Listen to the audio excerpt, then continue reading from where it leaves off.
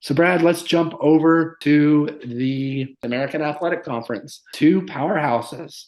The 8-2 SMU Mustangs go on the road, play the 8-2 Memphis Tigers. It's the 12 o'clock kickoff on ESPN2. Don't know how these guys get coverage over Utah and Arizona, but here we are. Look, both teams coming off of impressive wins. You know, Memphis comes off of an overtime win against Charlotte, and SMU blows out North Texas. Both of these quarterbacks, Preston Stone of SMU, he's been underrated all year. 23 touchdowns and only 6 interceptions, over 2,500 yards passing. I mean, he's been lights out. And then you look at Hennigan for Memphis, 22 touchdowns, only 8 interceptions, over 2,800 yards. Brad, this is looking like a very high-scoring game, if you ask me. SMU given a 74.8% chance to win this game, according to ESPN.com.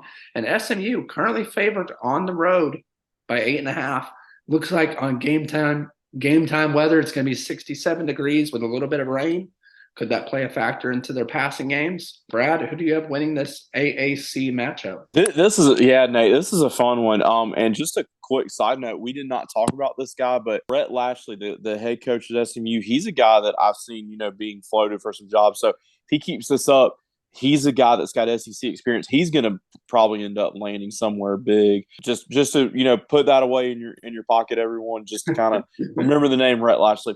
Nate, you brought up some good points. Two high-scoring offenses. I really, really am a fan of SMU quarterback Preston Stone. This guy was super highly rated a couple years ago coming out of high school. I mean, he was a consensus top 100 player, was a 4-star quarterback, and he's played really, really well. And for that reason, I'm going with SMU. I know they're on the road, but Stone just is a great quarterback. They've got a dynamic rushing attack, and I just think they're a little bit better than Memphis. Memphis has had some close calls, and also, listen, Nate, these last 3 games for Memphis, they've given up 38 points, 50, and 42. You got to play defense eventually, and I think that's the difference. I think both teams score a lot. I think SMU just makes a few more stops, so give me the Mustangs. Yeah, Brad, the over-under for this game is 66.5. I'm going to say it's going to be the over, I'm thinking. I'm taking the over on this one.